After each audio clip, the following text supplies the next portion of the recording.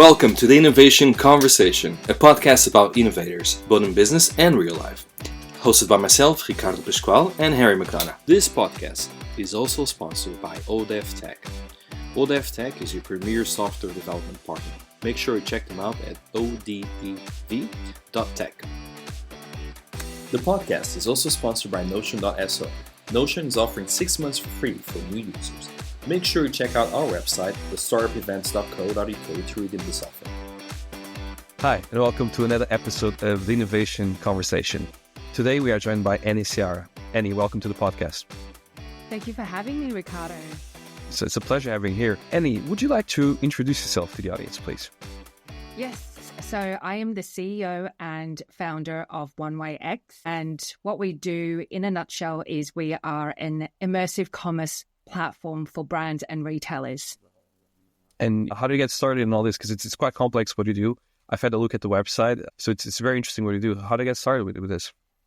Fantastic. So let me just explain a little bit more what immersive commerce are. So we all know what websites look like. It's 2D interface, and the website consumer experience has changed very little over the last 20 years. So what we do is we really bridge the offline in-store retail experience into a digital world, into the immersive retail commerce, if that makes sense. How I got started is my career started in the casino or integrated resort industry, and I used to work for a company that sells software and hardware into casinos. Especially, I was looking after the new business development sector, which means that in my lifetime, I have had the opportunity in the opening project of some of the greatest casinos in the world, such as Venetian and Wynn. And as like an entrepreneur/entrepreneur, I'll always have a side hustle. So in my side hustle those days was bringing ideas to the casinos in driving foot traffic to their property, doing more promotions and events. So I don't know if you remember Pokemon Go? Yes. So one of the ideas we brought to the casino is if you want to increase foot traffic into your retail stores, why don't we create like a Pokemon Go-like app in WeChat? Because at that time I was in Macau, and Macau predominantly attracts overseas travelers from mainland China. So the app they use is WeChat. And so I'm very entwined with what is going on with the consumers, what the consumer behavior is, and I do a lot of like deep research. And when I had a look at retail and the shopping experience per se, and where the consumers are heading, and that those are Generation Z, Gen Alpha, the younger generation, the way they consume information is a lot different to how we consumed information 20 years ago. And what that looks like are, a lot of social media, but also very immersive social media, so such as like live streaming. But a lot of the younger generation are also on gaming engines like gaming platforms like Roblox, for example, right? And that's how they interact with brands. That's how they interact with their friends. So how One Way X really come about is, well, if we have a look at where the consumers are going or who the future of consumers are and how they consume information, how does the brand interact with them, and have a look at what we have now. And we are still utilizing 2D interfaces. That's going to have to change as soon as possible. Otherwise, those brands that are still operating on 2D websites are going to lose the interaction with the younger generation of customers, if that makes sense. It does. How did you come up with this idea? Obviously, you found a niche in the market. You kind of found that there was a gap for it. But it must have been scary moving from a nice, steady job to being an entrepreneur. So how was that journey like? Yeah, it's interesting because any entrepreneur did speak to customers, but I started with the end consumer in mind. What do the end consumers want? Because essentially our company, we interact with the brand and retailers, and we have to help them succeed, which is attracting their customers. So I stood in front of Harrods for a couple of days, and any cool, trendy, young shoppers that came out, I just go, can I borrow 5 minutes of your time? How was your shopping experience? Who do you love to shop the most and why? If you can dream of the ideal world of a shopping experience for you, whether it's online and offline, what does that look like? And it's really gathering the consumer insight that gave me the idea to start One Way X. So that must have been a fun experience, I would imagine, because then super fun. And I think as a startup, you always have to kind of go back to the base camp, right? You always have to then go back to speaking to the end consumers. What value can we add to them? And then pitch back to, predominantly our clients and go, hey, these are the customers. These are what the customers want. And we see a gap in your business, so and so. And then, put it into our product development pipeline, I guess. It's a big lesson when it comes to product market fit, because I don't think that many entrepreneurs are willing to actually go and sit for 4 days in front of Harrods and ask people a bunch of questions, right? They're probably too shy or just think, no, this is going to work. We don't need to do any research or anything like that. So yeah, it speaks volumes. And how are you finding the market itself? Are people very receptive? Are companies willing to take the risk and actually adopt this new technology? Yeah, really great. What we are seeing is more and more of predominantly the luxury and the mid-luxury brands are adopting to this experience because it is critically important for that market to storytell. We are all consumed with so much information, so much brand, so much products out there, right? So that brand storytelling, that connecting, the emotive connecting with the consumers are critical. Yes. And as we all know, customer acquisition cost, especially advertising on social media, is getting more and more expensive. So actually retention and building customer loyalty is going to be far more cheaper and far more affordable for brands and retailers to invest into that than keep pumping in money on advertising on Meta and TikTok per se. Which obviously absorb a lot of the cost, and that's actually what you don't want to do, right? Because then you end as like the cost per acquisition and lifetime value of the customer just goes down the drain, which is exactly the opposite of what you want to do. And how are you finding the investors and stuff like that? Are they very receptive? Are you struggling to fundraise? How is that journey like? No startup journey is going to be as smooth as you want to be. There are a lot of hurdles. There are a lot of roller coasters. So I wouldn't say both our product market fit, trying to find product market fit, or investment journey has been smooth sailing. But one thing, as you know, as you speak to a lot of entrepreneurs and founders, persistent and consistency is definitely in our DNA, and we just have to keep knocking on those doors. And I think also finding investors is one thing, but finding the right investors is another thing. So we have been quite lucky in finding some strategic investors that are on our cap table. Not only do they bring their expertise, being a founder themselves who have exited their business, but also understand the industry. So I guess to answer that question, has it been easy? No, it hasn't been easy, but it's also about continuing those conversations. And what I find is that if we continue to update those investors that we have spoken 12 months ago, we might have been too early then, or we haven't found our product market fit, or whatever, we didn't have enough traction. It doesn't really mean that no cannot turn into a yes. So continue those conversations, keeping the investors updated. I mean, they are seeing so many portfolio companies. So being in their presence, keeping them updated on our progress can lead to future conversations.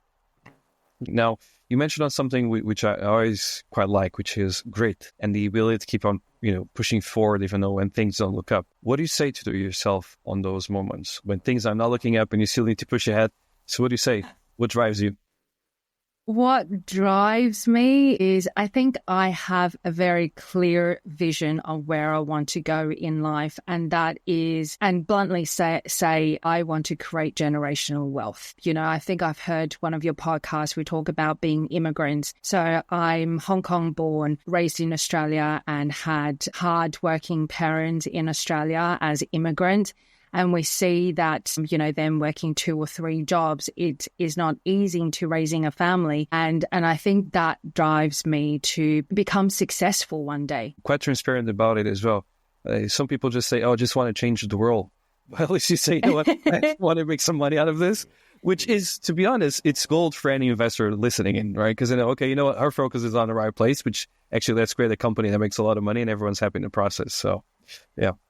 Yeah, I think it's one step at a time. You do want to change the world, but without any money, you can't change the world. So maybe, once the founders that have exited, I speak to a lot of exit founders and they are so great in giving me their time, their advice, their, strategic thinking. So I know it kind of always comes back around, and I know that one day I'll be doing that as well. So not changing the world yet. Sorry. Exactly. Are you just fundraising in UK, or you've done some fundraising internationally as well? Yeah, so we are currently fundraising. We are currently fundraising our pre-seed round on a safe note, and we are speaking to both retail investors here in the UK as well as overseas. Predominantly, our customer database or our clients that we speak to are across Asia and as well as the US. So it makes sense for us to have investors there because that can also open different opportunities and network for us in those regions. I was just about to ask, are you finding major differences between the UK market and all the others, or pretty much the same type of mindset and questions? How does it look like? That's an interesting question because I went back home a couple of months ago to Australia and found myself in startup events and just asked VCs, how is the fundraising landscape looking over there? And it seems like every country is different. I guess it's, different market, different personality. What I have consumed is that the US investors are a lot more, what is that word? A lot more gutsy, I would say. UK investors are a lot more conservative and Australian investors are a lot more conservative. Really? So it really, different market have different outlook on things when it comes to their investment. Interesting. Now, we kind of touched upon your motivations, but when you're having a horrible day, what do you say to yourself? The worst day you ever had in business, what did you say to yourself to keep on pushing forward? Yeah, I generally take a step back. I think there was a quote from Barbara Corcoran, the real estate agent who is in Shark Tank. And she said, if you're having a shit day, just close your laptop, go out, have some fun, clear your brain, come back the next day and start again. And I found that quite interesting. And I was like, yeah, that's actually a really good idea. So if I'm having a really crap day, I would just go out, get some fresh air, go for a walk, clear my head, take a notepad, and just restart again. Tomorrow is always a new day. And it's, the startup journey is very much like that, right? Monday, you're having the most fantastic, successful day. Tuesday, everything is going wrong from your product to your client's project to investment to anything. And it's just keep showing up every day. Yeah, I was just explaining to someone the other day what it feels like to be in a startup.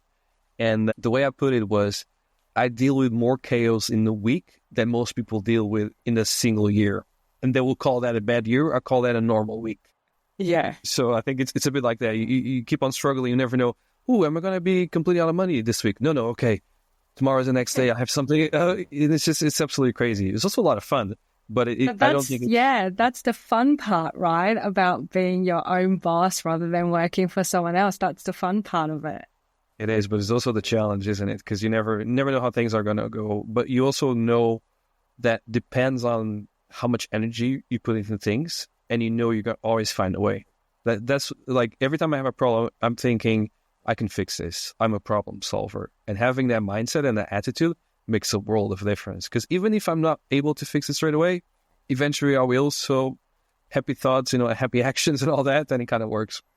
Exactly. And you always have to explore different avenues. Like there is never a dead end, I would say. Even if you think, okay, we've explored that avenue, I think as entrepreneurs as well, we think very creatively. Is there anything else we can do? Is there anyone else we can speak to? And you just never know. Doors will always open if you just keep knocking on them. Exactly. It's called pivot, right? That's how you pivot. Yeah, exactly. One thing doesn't work, you pivot to the other one, and eventually something will work out. What do you wish you knew when you like if you could look back at the Annie from, I don't know, 5 years ago, what would you tell her? Yeah.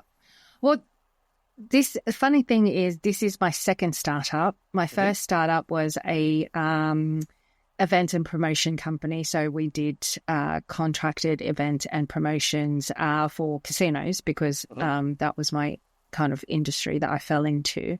Looking back at that time, I was still in my early 20s and just kind of went in blind. And looking back at that time, I said, I am never going to do this again. I think I aged about 10 years. I went from 24 to 34. And I said, if I ever going to do this again, it has to be in a big enough market. It has to make money when I'm asleep. And it has to solve a really critical problem. And so I took all of those learnings from that business into 1YX, as well as all of the experiences that I have learned along the ways working with corporate companies, working with family business companies into this. So the idea came to me, but I didn't start this lightly for 1YX. I knew how hard and how much it was going to take to do this. And with those three that I have just mentioned, if one of them didn't align, I would never start 1YX. And also, and again, that persistency is key to driving the business forward.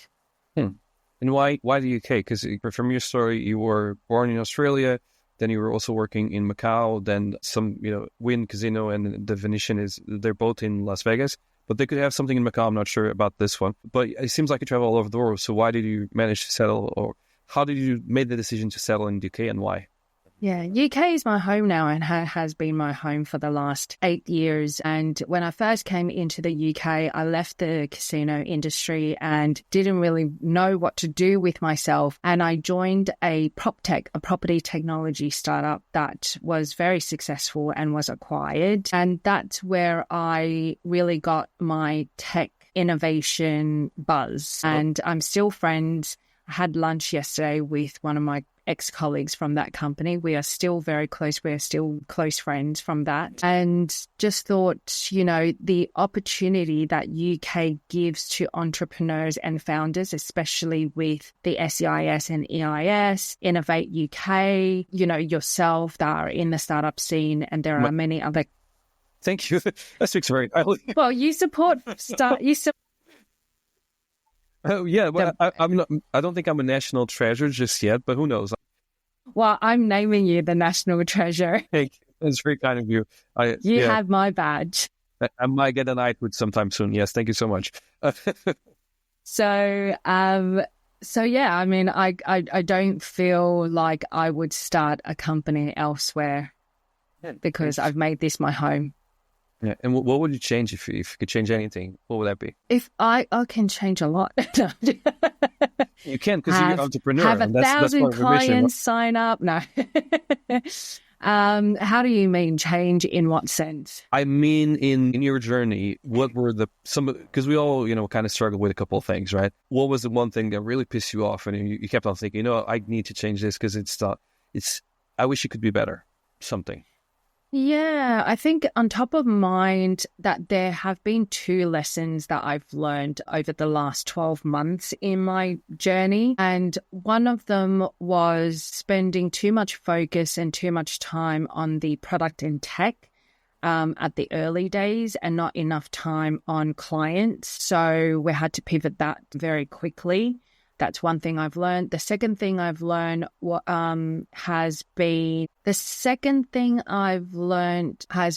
not speaking up sometimes. And it's strange because I want my team to bring in their ideas and to bring in, their thoughts and their plan on the table. But there was a couple of times in my gut, I just thought this is going to steer away from the vision, but I'm just going to let them do that. And it was incorrect. And so that I've learned that you have to be very stubborn on your vision and not the path, not how you get to that, right? So you still have to give your team the freedom to explore and to make mistakes on their end, but it has to stick to number one, company's goal and company's vision. Interesting. Now, you actually touch upon a very interesting subject here, which is leadership, and especially leadership in a very small company, because it's key to be able to lead people on the right path. Did you always have that? Did you kind of learn as you went along? Tell me a bit more about like the challenges of being a leader within the startup.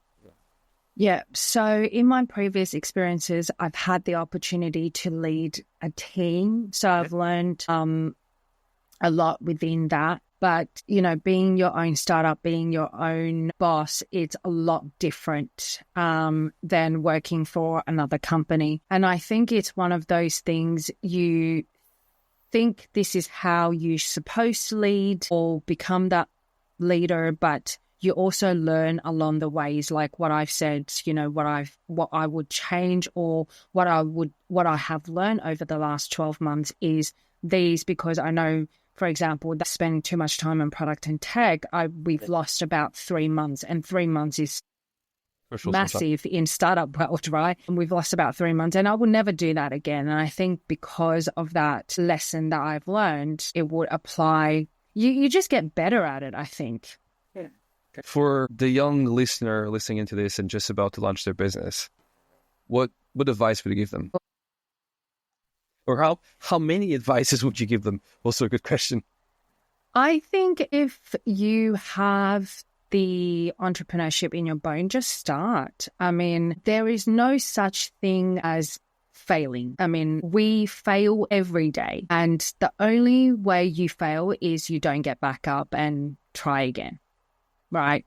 So if you have an inkling of an idea, go out, speak to clients, go even get an internship to learn how other people to speak to clients. One thing that I've also learned in my previous company is problem solve for clients, because it's very hard to sell something if you're not solving a client's problem, and just have the guts and just start, even as a side hustle. Interesting. When it comes to uncertainty, because obviously there's always going to be tons of uncertainty, how do you personally manage all that uncertainty? Because you kind of never know what's going to happen tomorrow. We have a lot of wishes, like we wish that would happen, but in the end, it's anyone's guess if it's going to happen or not. So how do you deal with that? Yeah, for me personally, I always have a plan A, plan B, plan C. Plan A is this is what we want to get to. And if we can't get to that by XYZ, then plan B looks like this. And so you have contingencies, and you have different avenues to explore if one doesn't work. And that helps me, number one, like plan with my team. If this doesn't work, we'll go with that. Also, I don't have a dead end, because I know, okay, if this is a no-go, or if my thesis or if my thinking is incorrect, then I know to explore that. So, yeah. Sorry, go ahead. Yeah, so like I said, sometimes I will go out for a walk and take my notebook, and it's just brainstorming all of this kind of stuff in a notebook, and just clear your head, and yeah. It feels like you guys are in the right track, and path, if that makes sense. Both of these things. Annie, if people want to reach out to you, what's the best way of doing so? Yep. So you can reach out to me on LinkedIn. It's Siara, ANNIE SIARA, or my email address, Annie, ANNIE @onewayx.com. Now, before we go, and we already have your details here, let's swap the format a little bit, which is, what's the last book you read, or the most impactful book you read in the last 12 months? I knew you were going to ask this question because I've listened to your podcast. So I've been reading a lot of marketing books, and the last 12 months, I can't choose one book, but I love the Peter Thiel book from Netflix. I thought that was a really good book for any entrepreneurs and any startups. But right now I'm reading All Blacks, The Legacy. Oh, interesting. That is a book I would not imagine that would, how should I put this, that you pick up, if that makes sense, unless you're very much a rugby fan? I am a rugby fan, and All Blacks is one of my favourite team. I am a bit trader here and not go for the Australians, but I do love the Hackers. But this book is actually teaching about business, the consistency, the persistent, treating your team or treating your how to lead, treating your team fairly, how to become a leader, and so on. So this is a really good book. And did you learn the Hackers already, or no? Yeah, I'll demonstrate to you next time we meet in person. I don't think my haka move will translate through a podcast. You'd be surprised. It'll make a great clip for social media, though. Yeah. You'd be the first guest doing a haka, so you never know these things. Yeah, I know, right? Although then all of your fellow Australians might be slightly upset. I know, I can't. Please cut that out. But yeah, it's interesting. All right, Annie, we have all the information from your startup and also your journey. It's been an absolute pleasure talking with you today. Thank you so much for your time. Thank you so much for having me. It's a pleasure. Thank you. The podcast is also sponsored by Notion.so. Notion is offering 6 months for free for new users. Make sure you check out our website, thestartupevents.co.uk, to redeem this offer. This podcast is also sponsored by startupnetworks.co.uk. Startup Networks, it's an online forum where you can find all the resources you need to run your startup, from grants to investors to tips and tricks on how to be successful in your startup. This podcast is also sponsored by ODEV Tech. ODEV Tech is your premier software development partner. Make sure you check them out at odev.tech.